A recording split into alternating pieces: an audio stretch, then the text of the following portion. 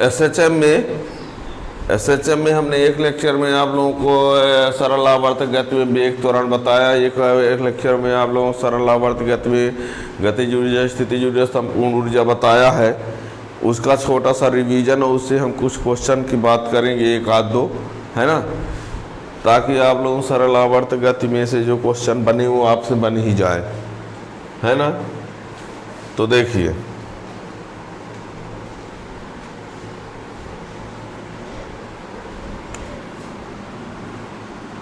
SHM का revision समझ लो।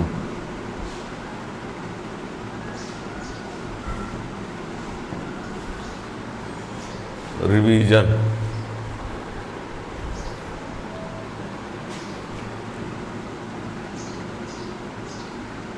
इसमें आप लोगों को हमने ये बताया है, सरल आवर्त गति में दिख रहा है, सरल आवर्त गति में विस्थापन, हमने विस्थापन y बराबर a sin ओमेगा t बताया है। वेग u बराबर a यानी omega root of a square minus y square. त्वरण f बराबर माइनस ओमेगा स्क्वायर बाई। गतिज ऊर्जा U बराबर 1/2 m omega square a square minus y square के बार। स्थितिज ऊर्जा 1/2 m omega square y square. संपूर्ण ऊर्जा में बताया है 1/2 m omega square a square, ठीक है।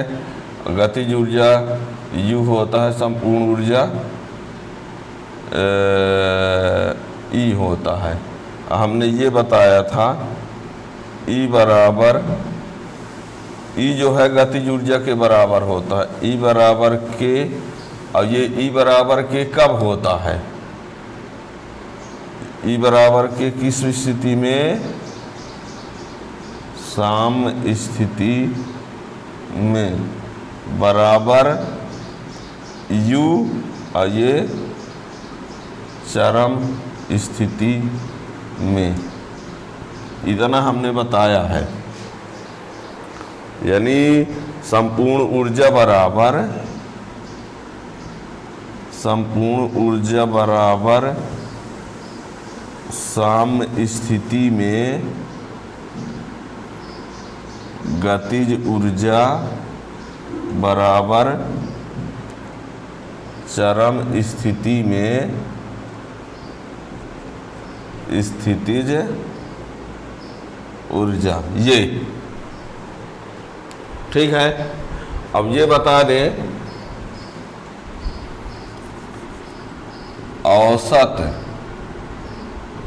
औसत गतिज ऊर्जा के बराबर होता है 1/4 m omega square a square. औसत गतिज ऊर्जा बराबर ये औसत स्थितिज ऊर्जा U, तो 1/4 m omega square a square. यानी आप ये देखें, अर्थात के बराबर U, और ये किसके बराबर होता है, E/2। ध्यान रखना, सरल अर्थात अतः एसएचएम में औसत गतिज ऊर्जा बराबर औसत स्थितिज ऊर्जा बराबर संपूर्ण ऊर्जा बटे 2। औसत गतिज ऊर्जा बराबर ये फार्मूला होता है और औसत स्थितिज ऊर्जा बराबर ये फार्मूला होता है। और ये दोनों वास्तव में किसके हैं? संपूर्ण ऊर्जा के हाफ के बराबर है। ठीक है ना? यानी ये जो मान है वो क्या है? E/2 है, ये भी E/2 है। तो औसत गतिज ऊर्जा औसत स्थितिज ऊर्जा बराबर होते हैं किसके? ठीक है। और ये भी बता दें, औसत गतिज ऊर्जा बराबर औसत स्थितिज ऊर्जा बराबर संपूर्ण ऊर्जा। अब ये बता दें, औसत गतिज ऊर्जा और औसत गतिज ऊर्जा और औसत स्थितिज ऊर्जा का योगफल भी संपूर्ण ऊर्जा के बराबर होता है। सोचिए, हमने ये बताया कि जब आप गतिज ऊर्जा लाते हैं, देखो गतिज ऊर्जा और स्थितिज ऊर्जा का योगफल भी क्या होता है? संपूर्ण ऊर्जा। गतिज ऊर्जा और स्थितिज ऊर्जा का योग भी क्या होता है? संपूर्ण ऊर्जा। और औसत गतिज ऊर्जा और औसत स्थितिज ऊर्जा का योगफल भी क्या होता है? संपूर्ण ऊर्जा। देखिए, औसत गतिज ऊर्जा संपूर्ण ऊर्जा की आधी और औसत गतिज ऊर्जा भी संपूर्ण ऊर्जा की आधी। तो दोनों को जब जोड़ देंगे तो क्या आ जाएगा? संपूर्ण ऊर्जा, है ना? तो महत्वपूर्ण बात ये क्लियर हुई। इधर दिख जाएगा, अभी एक लाइन तो यहीं देख लेते हैं। यहाँ से ये बता दें, यानी औसत गतिज ऊर्जा प्लस औसत स्थितिज ऊर्जा बराबर E। ये देखो, हम ये कह रहे हैं कि औसत गतिज ऊर्जा और औसत स्थितिज ऊर्जा बराबर E, और यहाँ तक कि K प्लस U बराबर भी E होता है। दोनों बातों को जानिए। क्या कहा हमने? औसत गतिज ऊर्जा और औसत स्थितिज ऊर्जा का योगफल भी संपूर्ण ऊर्जा होता है, और गतिज ऊर्जा और स्थितिज ऊर्जा का योगफल भी क्या होता है? संपूर्ण ऊर्जा। याद रखना, औसत गतिज ऊर्जा और औसत, अब इनको क्या है कि हम डिराइव करके नहीं बता रहे हैं। आप लोग कंपटीशन नीट जेई में आपको फार्मूला पता होना चाहिए कि ये अब डिराइव करके ये सब प्रूव किए जाते हैं तो क्लास में पढ़ाया जा सकता है ना? तो औसत गतिज ऊर्जा का ये फार्मूला हुआ, और ये संपूर्ण ऊर्जा का आधा है। क्यों? संपूर्ण ऊर्जा का आधा कैसे जाने कि ये है 1/2 या ओमेगा स्क्वायर, ये संपूर्ण ऊर्जा है। तो ये औसत गतिज ऊर्जा है, ये औसत स्थितिज ऊर्जा, ये संपूर्ण ऊर्जा का आधा, ये संपूर्ण ऊर्जा का आधा है, और दोनों का मान बराबर है। नहीं, औसत गतिज ऊर्जा बराबर औसत स्थितिज ऊर्जा संपूर्ण ऊर्जा का आधा, है ना? और यदि औसत गतिज ऊर्जा और औसत स्थितिज ऊर्जा को जोड़ेंगे तो संपूर्ण ऊर्जा आएगी, और गतिज ऊर्जा और स्थितिज ऊर्जा को जोड़ते हैं तब भी क्या आता है? संपूर्ण ऊर्जा। ठीक है ना? और संपूर्ण ऊर्जा का मान जो है साम्य स्थिति में गतिज ऊर्जा के बराबर होता है। सोचिए, संपूर्ण ऊर्जा जो है, देखना, संपूर्ण ऊर्जा जो है साम्य स्थिति में गतिज ऊर्जा के बराबर है,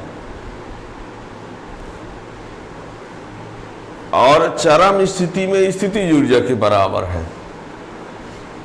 और संपूर्ण ऊर्जा औसत गतिज ऊर्जा का दुगुना भी है। ठीक?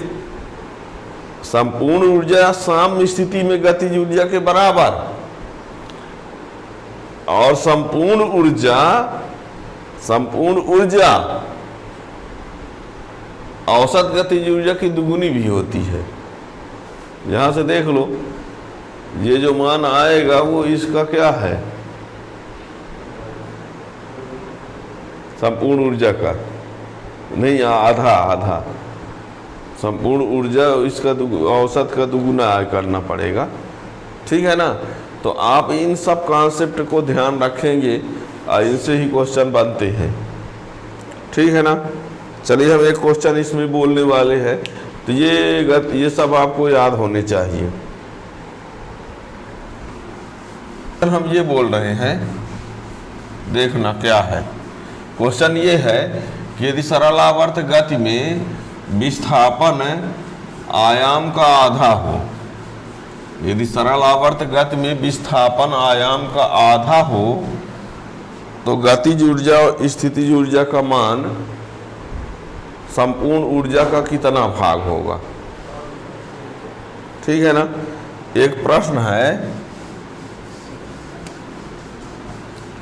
दो प्रश्न बताने वाले हैं हम।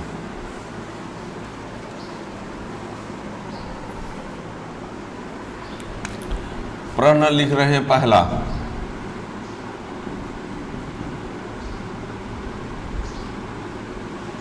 यदि गतिज ऊर्जा ये SHM में, ठीक है, यदि गतिज ऊर्जा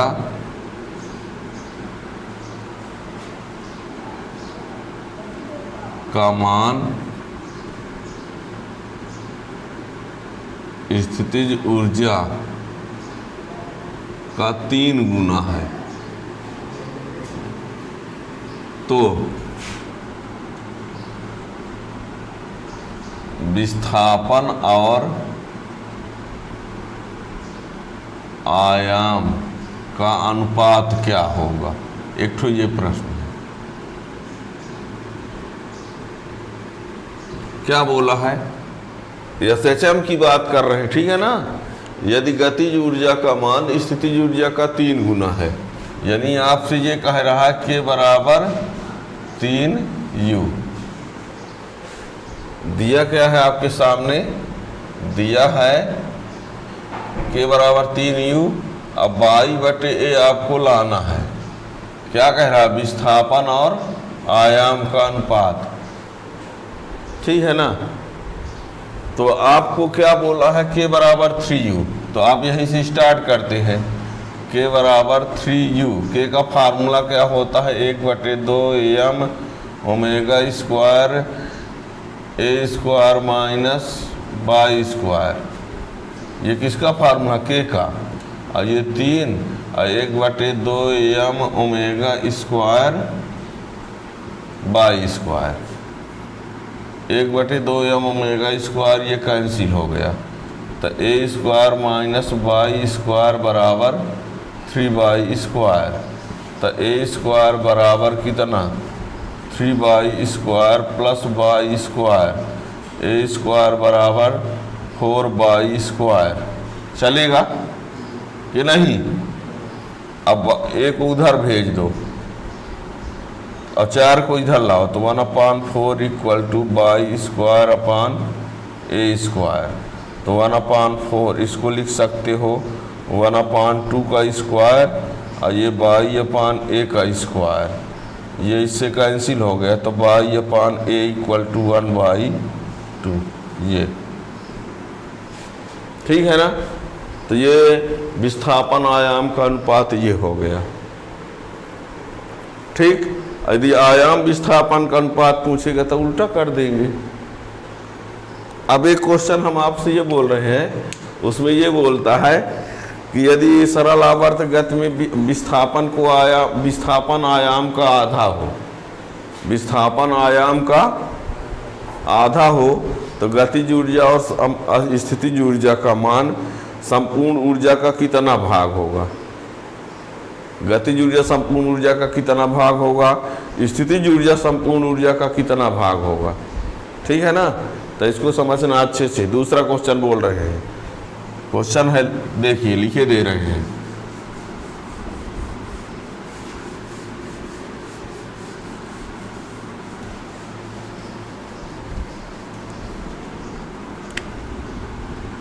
यदि सरल आवर्त गति SHM में विस्थापन आयाम का आधा हो, तो यदि एसएचएम में विस्थापन आयाम का आधा हो तो नंबर 1 गतिज ऊर्जा संपूर्ण ऊर्जा का कितना भाग होगा।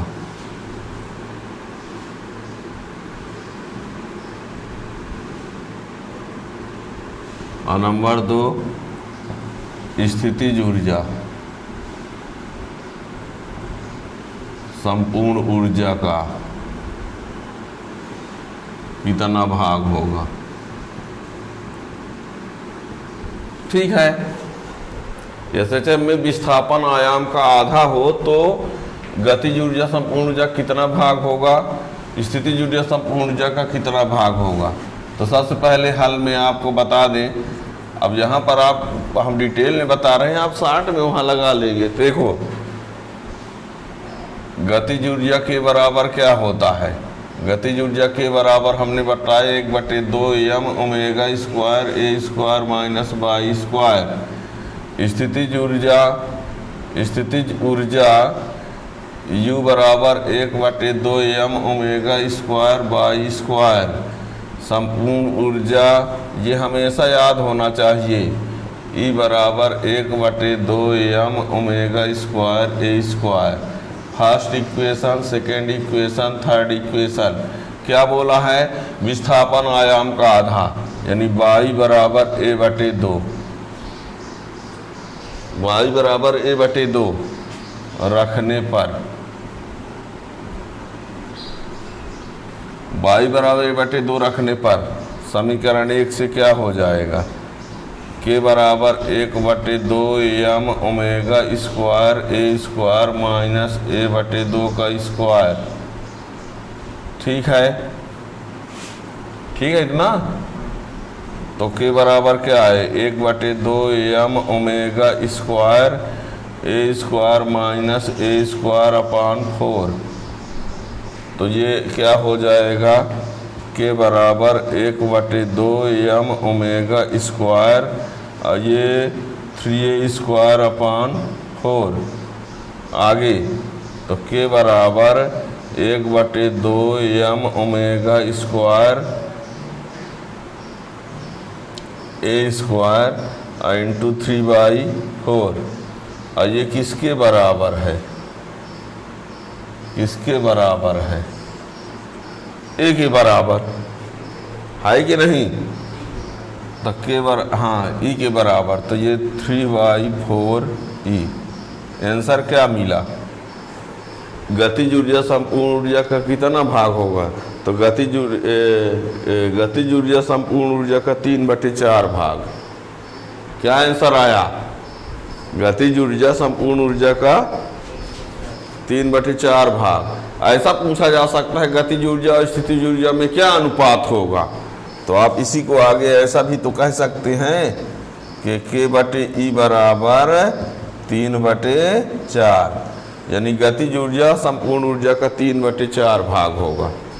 ठीक है, अब इधर दिख रहा है, हम समीकरण 2 से देखते हैं क्या होगा। समीकरण 2 से तो U बराबर 1/2 m ओमेगा स्क्वायर और a/2 का स्क्वायर। ठीक है, y का मान a/2 रखना है, तो 1/2 m omega square A square upon 4, 1/4 m omega square A square. और ये किसके बराबर है, ये 1/4 पहले लिख दिए, 1/4 गुणे 1/2। और ये किसके बराबर है, ये रहा, तो ये क्या हो जाएगा 1/4 e/4। तो स्थितिज ऊर्जा संपूर्ण ऊर्जा कितना हुआ, 1/4 भाग। इसी को आप चाहो तो U बराबर U/E बराबर क्या लिख सकते हो, 1/4। ठीक है, ये हो गया।